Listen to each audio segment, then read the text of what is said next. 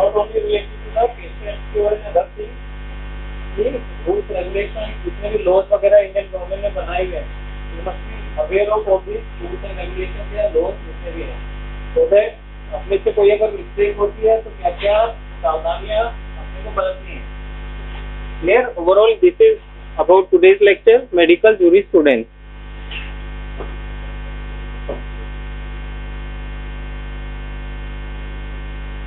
So forensic medicine is the subject which will help us to understand various rules, laws made by government, that is IPC is Indian Penal Code। इसके अंदर क्या है कि कुछ rules बनाए गए कि अगर अपन अपने से किसी भी टाइप का नेग्लिजेंस होता है तो अपने को क्या क्या पनिशमेंट मिलती है, नॉलेज भी हो, अपनी डिग्री पाने के चांसेस या आगे की किसी भी चीज़ है। तो overall be careful while doing या क्योरिंग या केयरिंग या ट्रीटिंग द पेशेंट। कुछ रूल्स एंड रेगुलेशन है जो अपने को हमेशा फॉलो करने होते हैं। आप लोगों का मेडिकल हुआ है कि यहाँ ट्रेनिंग के बाद कंसेंट फॉर्म साइन करवाया होगा, तो that is one of these things. Consent form का मीनिंग क्या होता है? एनीवन अपनी कॉमन लैंग्वेज में उसको क्या समझ में आता है? कंसेंट फॉर्म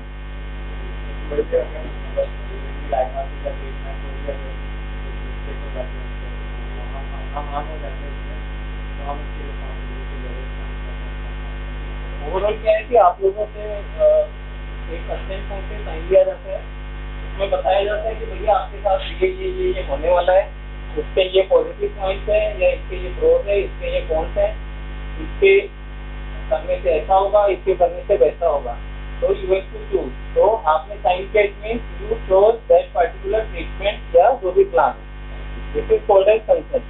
अब कंसेंट का फायदा क्या है कि फॉर एग्जाम्पल डॉक्टर ने पेशेंट से कंसेंट नहीं लिया, उसको कुछ भी गलत हो गया उसके साथ, XYZ during operation, after operation, before procedure, before operation, overall जो भी रीजन से if any kind of mishap will happen, तो रिस्पांसिबिलिटी किसकी जाएगी? डॉक्टर की। अब उस कंडीशन में क्या होगा? कोर्ट केस होता है, कोर्ट में क्या होता है प्रोसीजर? जब बुलाएंगे आपको भी, डॉक्टर साहब आपने इसके साथ ये कर दिया, आपने बताया था कि उसको पहले, आप बोलोगे सर बताना भूल गया, ठीक है, तो what will happen? It will go against you. Consent form है, सिग्नेचर है, तो सर मैंने सामने वाले पेशेंट को everything I explain in his own language. Yes, तो उसमें मैंने सब बता दिया था, अब ये पेशेंट ने चूज किया है, accordingly we follow the procedure. ठीक है, तो वो एक छोटा सा एक पेपर है जो अपने को सिग्नेचर लेना होता है, बट उसके इफेक्ट काफी ज्यादा होते हैं ड्यूरिंग होल प्रोसीजर। अब 2 साल 3 साल 5 साल तक भी पेशेंट आपके ऊपर केस कर सकता है, तो be careful, that's why consent form is important. अब आप लोगों से क्यों लिया कंसेंट फॉर्म? फॉर एग्जाम्पल की XYZ सपोज आपको बीमारी थी या आप लोगों को नहीं थी, आप लोगों ने NMC में दिया था कि भैया आई एम टोटली फिट, और यहाँ आने के बाद पता लगता है आपका प्रोसीजर जो भी टेस्ट हुआ उसमें कोई अनफिटनेस आ गया फॉर एग्जाम्पल, और ड्यूरिंग स्टडी टाइम कुछ भी आपके साथ रिसर्च हुआ, तो उसके अंदर पूरी चीज अपने जो टेस्ट हुआ उसके अंदर पूरा आ गया। क्लियर? तो ओवरऑल दिस इज इम्पोर्टेंट। तो ऐसे प्रोसीजर आगे होते हैं। सो फॉरेंसिक मेडिसिन जो अपने को सिखाता है application of medical and paramedical knowledge. Paramedical कौन से होते हैं? Nursing staff and technicians. ठीक है, तो मेडिकल एंड पैरामेडिकल नॉलेज को एडमिनिस्ट्रेशन ऑफ जस्टिस के लिए यूज किया जाता है। किसी का MLC हुआ है क्या आज तक? MLC मेडिकल लीगल सर्टिफिकेट कभी फैमिली में देखा हो, फ्रेंड्स में देखा हो। मेडिकल लीगल सर्टिफिकेट ओवरऑल क्या होता है कि सपोज एग्जाम्पल लेते हैं, 2 पड़ोसी है, लड़ाई झगड़ा हो गया, अब वो क्या करता है? पुलिस केस करना है उसको, उसमें सपोज पुलिस वाले के पास पुलिस स्टेशन जाते हैं बंदे, उसमें लेपन पुलिस क्या करेगी? उसको पहले डॉक्टर के पास लेके जाएगी कि भैया इसको ये इंजरी हुई है, ये फलाने ठिकाने में इंजरी थी, उसने नेबल इंजरी थी। क्लियर? तो that is medical legal certificate या मेडिकल सर्टिफिकेट। इसके अंदर क्या है कि डॉक्टर के पास आएंगे, डॉक्टर कौन रहेगा? आप लोग ही रहने वाले। उसमें you have to mention each and every injury, मतलब प्रॉपर वे की कितने टाइम पुरानी इंजरी या नई है कि पुरानी है या ज्यादा सीवियर इंजरी है।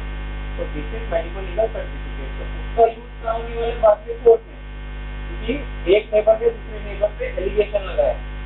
क्लियर? तो वो that is we are helping our medical knowledge in the court of law. This is forensic medicine, ये अपना वो लोग काम रहने वाला। Clear? Next is medical jurisprudence. Juris means law, prudentia means knowledge. तो लॉ की नॉलेज होना, that is overall called as medical jurisprudence. Most important is medical ethics. It is understanding the moral value. तो अपन discuss करेंगे क्या important आप लोगों के लिए. So it consists of moral principles which guide the members of medical profession, mean to say you, during their practice of medicine. आप लोग सपोज 24 साल या 25 साल की उम्र में यू विल बिकम एमबीबीएस. काम कितने साल करोगे? अप टू 70 ईयर्स परमिशन देती है अपने को एनएमसी. तो ड्यूरिंग दैट होल 40, 45 या 50 ईयर्स आप लोगों को कुछ चीजें ध्यान में रहनी चाहिए कि अगर मेरे से ये मिस्टेक हुई तो मेरे साथ ये नुकसान हो सकता है. So we have to be avoid about all these things. Oath वगैरह आप लोग को बता दिया होगा आई थिंक दूसरे सब्जेक्ट में भी क्या क्या होता है. ऑल दिस एमसीआई मालूम है सबको. Right now it is called as NMC. Exam दिया होगा ना अभी नेट का. तो उसमें जितनी भी डिग्रीज होंगी आप लोगों की रजिस्टर होने के बाद आप एमबीबीएस कंप्लीट करोगे, इंटर्नशिप कंप्लीट होगी, आप लोग सर्टिफिकेट आप लोगों को मिलेगा एनएमसी के थ्रू. क्योंकि यू आर रजिस्टर्ड या you are registered to work as a professional in this country. ठीक है. तो ओवरऑल जो रेगुलेट करती है that is NMC. Previously it was called as MCI, Medical Council of India. तो उसके कुछ काम होते हैं वो भी आप लोगों को पता होने चाहिए. First is medical register. Register में क्या होता है? एंट्री. फॉर एग्जांपल आप लोग 250 बच्चे हो, है ना, सबका एमबीबीएस कंप्लीट हो गया, तो वो सब नाम कहाँ पे जाएंगे? रजिस्टर के अंदर. एज बीइंग कि आप पूरे इंडिया में कहीं पे भी काम कर सकते हो. Medical education. आप लोगों की जो एजुकेशन है उसमें करिकुलम क्या रहने वाला है? 4 साल का है कि 5 साल का है? पर ईयर कितने सब्जेक्ट है, कितने एग्जाम होने वाले? This is made by NMC या एमसीआई. Medical qualification. एमबीबीएस किया, उसके बाद एमडी किया, उसके बाद डीएम किया, सपोज जो भी है ये क्वालिफिकेशन कौन आपको सर्टिफिकेट देता है? NMC. Appellate tribunal. Appellate tribunal का मीनिंग क्या है कि आपके ऊपर किसी ने एलिगेशन लगाया कि sir XYZ doctor is not working properly, किसी पेशेंट ने या जिस पर्टिकुलर पर्सन ने, ये उसकी वजह से मेरा नुकसान हो गया, मेरा पैर कट गया, मेरा हाथ काम करना बंद हो गया, या जो भी उसने ट्रीटमेंट किया था. तो ट्राइब्यूनल के अंदर क्या प्रोसीजर होता है कि वो केस जाएगा ट्राइब्यूनल के अंदर. स्टेट मेडिकल काउंसिल, आरएमसी मालूम है सबको, राजस्थान मेडिकल काउंसिल. इसी तरह के हर स्टेट में काउंसिल होती है. इसके अंदर आपका केस जाएगा, वहाँ की हियरिंग होगी, जो भी फैसला है वो वहाँ पे किया जाएगा. तो that is why it is appellate tribunal. Next is disciplinary control. अगर आपने कोई नेग्लिजेंस कर दिया, आपकी गलती की वजह से प्रॉपर डायग्नोज नहीं कर पाए, प्रॉपर ट्रीटमेंट नहीं कर पाए, प्रॉपर ऑपरेशन नहीं कर पाए, पेशेंट को नुकसान हो गया, XYZ कुछ भी, चाहे पैरालिसिस हो गया, चाहे डेथ हो गई, तो वो सब चीजें डिसिप्लिनरी कंट्रोल में जाएगा. एंड आफ्टर दैट हो सकता है मिनिमम क्या होता है कि डांट दिया जाए. फॉर एग्जाम्पल अगर मिनिमम कुछ नुकसान हुआ तो डेथ वगैरह अगर हो जाती है तो हो सकता है your name will be remove from first.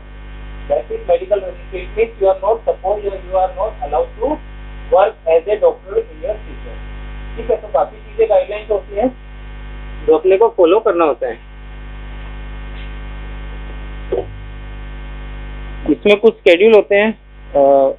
Just a moment.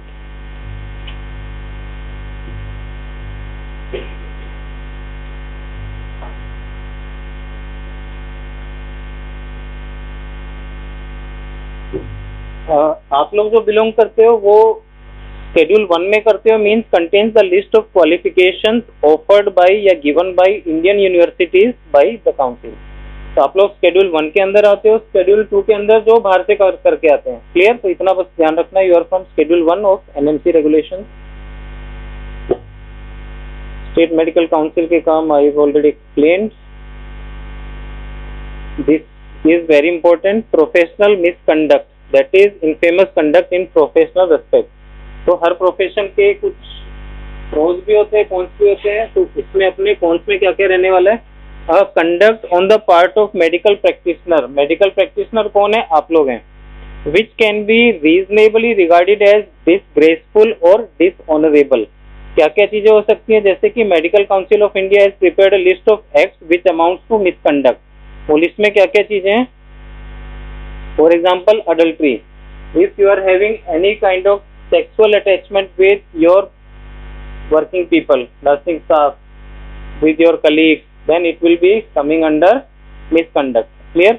Association with unqualified persons. Unqualified persons means आप डॉक्टर हो या आपने अपना एक क्लिनिक या हॉस्पिटल डाला है, उसके अंदर आपने सपोज ओटी आपने कर लिया, ओटी में तो आपके साथ होनी चाहिए paramedic, they must be degree holder. अब आपने ऐसा बंदा रख लिया जिसको डिग्री, जिसके पास डिग्री नहीं है बट काम आता है, ओके ठीक है, बट क्या होगा, degree holder will ask 20,000 for example from you, और जो जिसके पास डिग्री नहीं है वो बोलेगा सर मैं तो 10 में भी काम कर लूंगा। और ऐसी अगर इंफॉर्मेशन आगे एनएमसी के पास जाती है then it will be a misconduct. Clear? तो ये चीजें ध्यान रखनी है। Next is advertisement. You are not suppose to do advertisement कि मैं इस चीज का डॉक्टर हूँ, मैं ये ट्रीटमेंट करता हूँ। नो डाउट सब डॉक्टर करते हैं, सब हॉस्पिटल्स करते हैं, but still it is a misconduct by as per NMC. Next is alcohol और एडिक्शन। ड्यूरिंग अल्कोहल कंजम्पशन, आपने अल्कोहल कंज्यूम किया, after then you are not suppose to treat the patient. Clear? Same thing with the drugs. Under the influence means आपने drink किया हुआ है, after then you are not suppose to treat the patient. Clear? Association with manufacturing firms. Doctor कितने family के mummy papa doctors हैं? हमारा आते हैं ना, और कौन कौन आता है? बेसिकली पैसा कहाँ से बनता है? ट्रीटमेंट से बन गया, और कहाँ से बनता है? एमआर आते हैं। MR means medical representative. Sir ये मेरी मेडिसिन के लिए लिख देना पेशेंट को, I will give you this much of blood, या ये आपका प्लान कर दूंगा, या ठीक है, इलीगल बट ब्लड। और कहाँ से बनता है? सर मेरी लैब से ये है, ब्लड टेस्ट लिख देना, मेरी लैब से CPMRA लिख देना, है ना? तो this is earning, no doubt, but this is again a misconduct. So be careful about this thing also. So association with manufacturing firms is illegal. Conviction by the court of law for offences involving moral turpitude. कि आपने कुछ as being doctors we have to behave like a doctor. कि ऐसा नहीं होना चाहिए कि कोई पेशेंट है उसके साथ गाली गलौज से बात करें। So always be in your. Next is certificate. Issuing false certificates or misleading certificates. अब डॉक्टर किस किस टाइप के सर्टिफिकेट देते हैं, जैसे कि फॉर एग्जांपल एक सर्टिफिकेट जो आप लेके आए हो, इसमें आपने क्या करवाया, अपना मेडिकल करवाया था, ठीक है, डॉक्टर ने बोला कि सब कुछ फिट है, फॉर एग्जांपल फिट नहीं था, still he has given you sign, no clearance दे दिया कि ये totally fit and fine. In future few days few month कुछ मिसहैप हो जाता है due to that illness, what will happen? गलती किसकी थी? उस डॉक्टर की थी। सेम थिंग कहाँ पे यूज में होता है? फैक्ट्रीज के अंदर below 14 years of age a person or a child is not allowed to work. तो डॉक्टर के पास लेके आया जाता है कि सर इसका मेडिकल सर्टिफिकेट बना दीजिए दैट इज अबव 14 और he is able to do all these activities in that particular factory. आपको लग रहा है कि वो वीक और वो पॉपुलर भी उठा सकता है, आपको लग रहा है कि माइंड उसका इतना शार्प नहीं है, मतलब माइंड तो वो लो है, फिर आपको सर्टिफिकेट दिया, दैट इज इलीगल। होगा कुछ नहीं, बट अगर इन केस इन फ्यूचर उसके साथ कुछ भी मिसहैप हुआ देन आपके ऊपर भी एलिगेशन आ सकता है। So be careful. Violating provisions of drug act.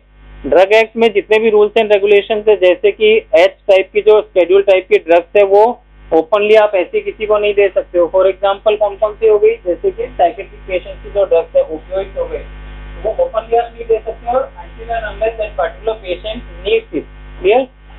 Next is dichotomy और फी स्प्लिटिंग। डाइकोटोमी फी स्प्लिटिंग मतलब फी स्प्लिटिंग जैसे कि आई एक्सप्लेन कि लैब में सर मेरी लैब से आप इतने पैसे लिख देना, उसका इतना % करके आपको देना, तो that is called as dichotomy. Next covering और असिस्टिंग हेल्पिंग अनक्वालिफाइड पर्सन। तो आप लोगों के अंडर में अगर कोई पेशेंट है, पर्सन है जो आपके साथ काम कर रहा है but he is not qualified, so always try to avoid these people. Running an open shop for sale of medicine. Hospitals के अंदर जो मेडिकल या फार्मेसीज होती हैं वो सिर्फ उन्हीं पेशेंट को दवाइयाँ दे सकती है जो हॉस्पिटल के अंदर काम कर रहे हैं, जो वहाँ पे ट्रीटमेंट ले रहे हैं। रोड पे चलता हुआ बंदा उस मेडिकल स्टोर से दवाई नहीं खरीद सकता है। Again this is a rule, again सब कुछ होता है बट स्टिल अगर कंप्लेंट होती है तो it will be against you. Refusal to render professional service on religious ground. भैया मैं हिंदू हूँ, मैं मुसलमान का ट्रीटमेंट नहीं करूंगा, मैं ये हूँ तो मैं वो नहीं करूंगा, ठीक है, ऐसा बिल्कुल भी नहीं है। In front of A doctor everyone is equal, ठीक है। तो मेल फीमेल है या दूसरी कास्ट या रिलीजन का है, never do these things. Privilege communication, अब ये सब था कि इसमें क्या होता है कि अपने पास पेशेंट आया, कुछ पहले ऐड आती थी, उसके अंदर क्या था, थोड़ा कुछ जानना है, गुप्ता जी मेडिकल स्टोर पे जाते हैं, उसमें ऐसा दिया हुआ था फॉर एग्जाम्पल, उनको खुशी हो गई, मेडिकल स्टोर से दवाई ली, घर चले गए, मेडिकल स्टोर वाले ने सबको बोल दिया है गुप्ता जी को खुशी है, ठीक है, फॉर एग्जाम्पल है ना। ऐसे क्या न्यूरोइड्स भी होते हैं, पाइल्स भी होते हैं, इसे कुछ भी हो सकती है किसी को भी। As being medical professional we are not suppose to disclose the disease of your patient. Disclose किसके साथ कर सकते हो कि मैं एमडी मेडिसिन हूँ, कोई मेरा सीनियर एमडी मेडिसिन है, मुझे उससे कुछ राय ले लिया, समझना कि ऐसे केसेस में मुझे क्या करना चाहिए, but you are not suppose to disclose this disease because it will be defamation, clear. But उसमें किन सर्कमस्टेंसेस में अपन कर सकते हैं। First is infectious patient working as a cook.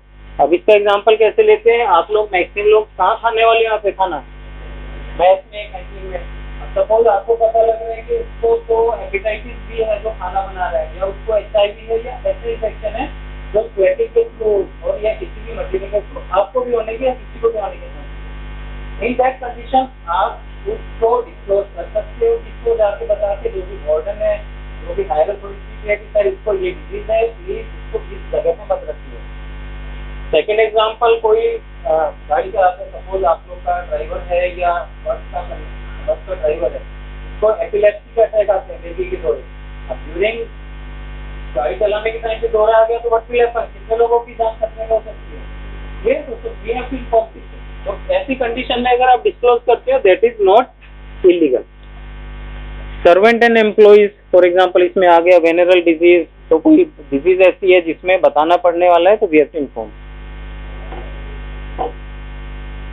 Medical negligence, negligence का मीनिंग होता है कुछ गलत कर दिया, ऐसा करना चाहिए था, ऐसा करके, सपोज अपेंडिक्स का ऑपरेशन इस तरह से होता है, या एक प्रोटोकॉल या प्रोसीजर बनाया हुआ है, आपने क्या सोचा कि मैं यहाँ से करने के बजाय यहाँ से कोशिश करता हूँ, ये कुछ आउट ऑफ द वे जाने का, बट उसमें क्या हो गया, मिसटेक हो गया, इंटेस्टाइन कट गई, ठीक है, कोई और इन्फेक्शन हो गया, व्हाट विल हैपन, दिस भी आ गया, तो that is overall called as negligence. तो नेग्लिजेंस दो टाइप के होते हैं, अपन सिंपल वे में जाते हैं। मेन होते हैं सिविल एंड क्रिमिनल।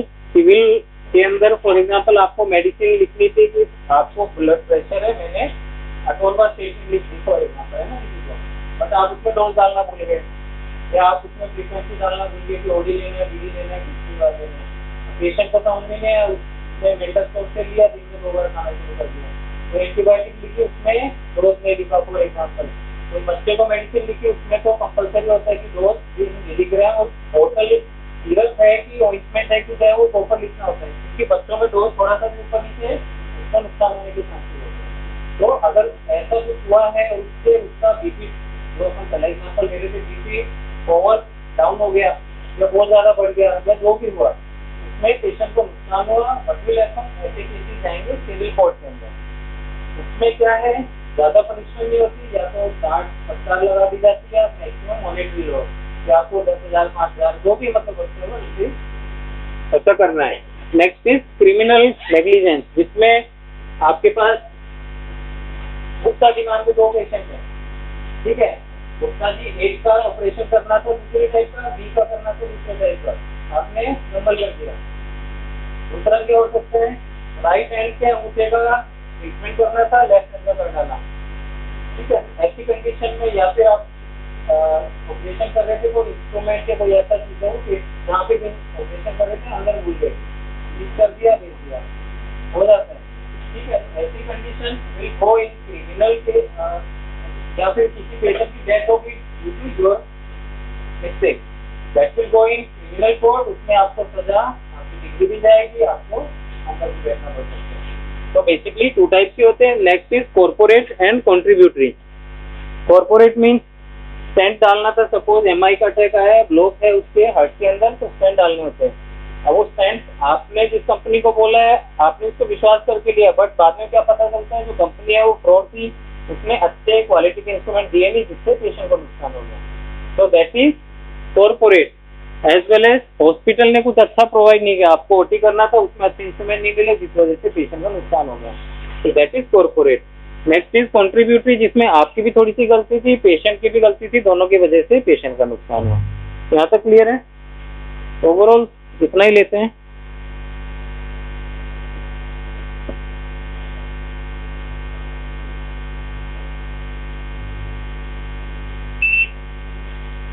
अटेंडेंस वगैरह भी हो रही है क्या आप लोग की?